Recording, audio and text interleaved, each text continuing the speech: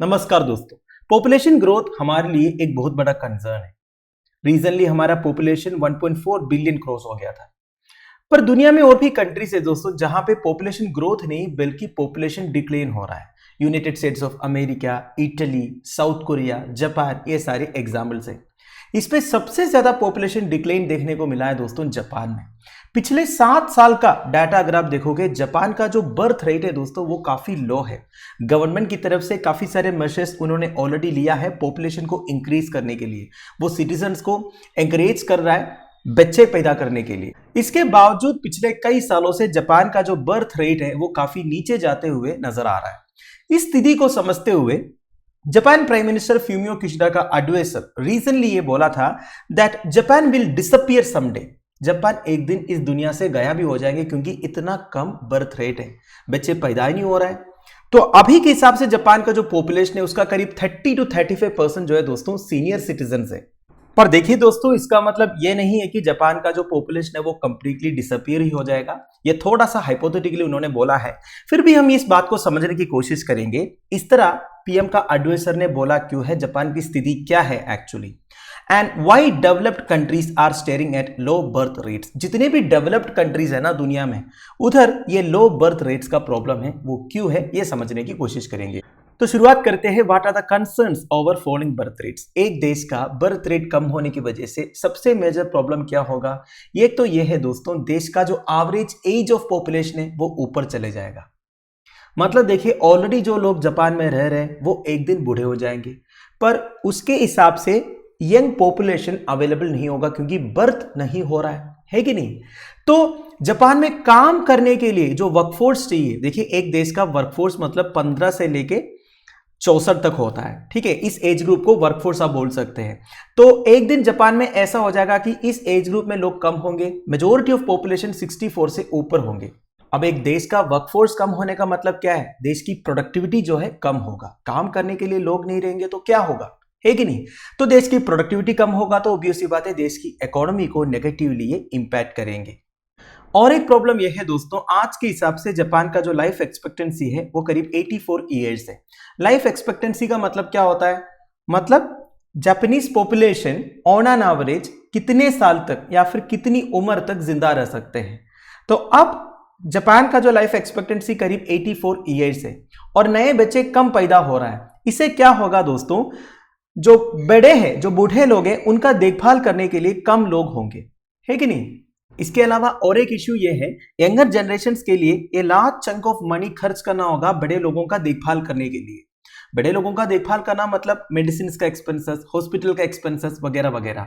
ये जो सिचुएशन है ये ऑलरेडी चाइना में देखने को मिल रहा है दोस्तों। आप सबको मालूम होगा काफी साल पहले तक चाइना में 1 चाइल्ड पॉलिसी चल रहा था, मतलब कपल्स जो है एक ही बच्चा पैदा कर सकते थे क्योंकि चाइना अपना पॉपुलेशन को कंट्रोल करना चाहता था। अभी भी देखोगे China is the largest country in the world in terms of population. ये अलग बात है, इस साल दैट इज 2023 में इंडिया चाइना को टेक ओवर करेंगे पॉपुलेशन के मामले में। फिर भी देखिए दोस्तों, चाइना जब से 1 चाइल्ड पॉलिसी लेके आया तो चाइना का बर्थ रेट ऑब्वियसली कम होगा, है कि नहीं। तो आज क्या देखने को मिल रहा है, चाइना में जो बच्चे हैं, बेसिकली जो यंगर जनरेशन है, उन्हें अपने पेरेंट्स का भी देखभाल करना पड़ रहा है, अपने ग्रैंड पेरेंट्स का भी देखभाल करना पड़ रहा है। बेसिकली 4 बड़े लोगों का देखभाल करने के लिए एक बच्चा है एक फैमिली में। तो बेसिकली 1980 से लेके 2016 तक चाइना ने जो 1 चाइल्ड पॉलिसी कंटिन्यू किया, उस वजह से आज का जो यंगर जनरेशन है उनके ऊपर उनके पेरेंट्स और उनके ग्रैंड पेरेंट्स डिपेंडेंट है। तो कुल मिलाकर अगर एक कंट्री का लाइफ एक्सपेक्टेंसी ज्यादा होगा और बर्थ रेट कम होगा तो यही सिचुएशन होने वाला है। सारे बच्चों के ऊपर या फिर सारे यंगर जनरेशन्स के ऊपर अपने पेरेंट्स और ग्रैंड पेरेंट्स डिपेंडेंट हो। Now why are developed countries having low birth rates. देखिए मैंने आपको बताया था USA, Italy, South Korea, Japan जैसे कंट्रीज में लो बर्थ रेट्स है, उस वजह से उनका पॉपुलेशन भी डिक्लेन हो रहा है अगर आप ईयर टू ईयर कंपेयर करोगे।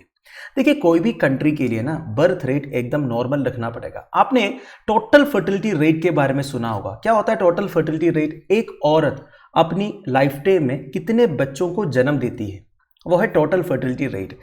टोटल फर्टिलिटी रेट अगर 2 तक रहेगा ना तो वो नॉर्मल है, आपका पॉपुलेशन ग्रोथ जो है वो स्टेबल रहेगा। जैसे कि इंडिया का अभी का पॉपुलेशन ग्रोथ स्टेबल है दोस्तों। 2.1 से नीचे है इंडिया का जो टोटल फर्टिलिटी रेट है। बहुत पहले अगर आप देखोगे मतलब 40-50 साल पहले इंडिया का टोटल फर्टिलिटी रेट करीब 4 तक पहुंच गया था, 3.7 3.9 तक पहुंच गया था। पर अभी जो है मैक्सिमम फैमिलीज में अगर आप देखोगे ऑन एन एवरेज 2 बच्चे हैं या फिर 1 बच्चा है, ठीक है। तो इस वजह से हमारा पॉपुलेशन ग्रोथ अभी स्टेबल है। अब आप पूछोगे फिर तो हर साल हमारा पॉपुलेशन इस तरह इंक्रीज क्यों हो रहा है? देखिए ये तो पुराने इफेक्ट है, ठीक है। इसके कारण हमारा पॉपुलेशन इंक्रीज होता ही रहेगा 2070 तक। 2070 में हमारा पॉपुलेशन 1.6 बिलियन तक पहुंच गया होगा, 160 करोड़।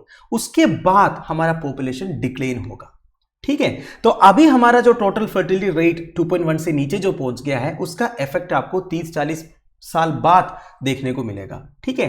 तो मेरा कहने का मतलब यह है दोस्तों, कोई भी कंट्री में अगर बर्थ रेट एकदम नॉर्मल रहेगा, टोटल फर्टिलिटी रेट अगर ठीक से मेंटेन करेंगे, तब जाके उधर पॉपुलेशन डिक्लाइन नहीं होगा, एकदम स्टेबल चलता रहेगा।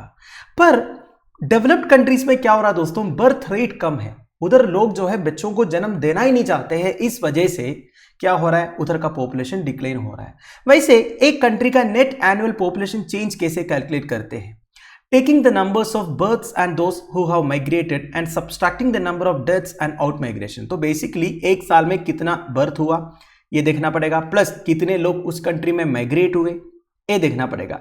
इससे क्या क्या माइनस करना है, नंबर ऑफ डेथ प्लस जितने लोग उधर से माइग्रेट आउट हुए, बेसिकली उधर से चले गए। तो इन डेवलप्ड कंट्रीज में क्या हो रहा है, डेथ हो रहा है पर उसके हिसाब से बर्थ नहीं हो रहा है, इस वजह से पॉपुलेशन डिक्लाइन हो रहा है। तो डेवलप्ड कंट्रीज में लो बर्थ रेट्स क्यों हैं, ये तो बताया नहीं। मेन रीजन ये है दोस्तों, many young women are opting to not have children और not get married at all. देखिए डेवलप्ड कंट्रीज में जो वीमेन है वो शादी करने के बारे में आजकल सोच नहीं रही है, बच्चों तो दूर की बात है। क्योंकि देखिए आजकल बहुत ज्यादा अर्बनाइजेशन हो चुका है, मॉडर्नाइजेशन हो चुका है, इस वजह से हाई लिविंग कॉस्ट है, बच्चों को रेस करना काफी एक्सपेंसिव हो चुका है। ऊपर से जेंडर इनइक्वालिटी अभी भी है कि नहीं, इस वजह से बच्चों का देखभाल करने का जो रेस्पॉन्सिबिलिटी है वो हमेशा वीमेन के ऊपर होती है। तो ये सब की वजह से many young women are opting to not have children और not get married at all. और एक रीजन ये बताया जाता है इनका लॉन्ग वर्किंग आवर्स।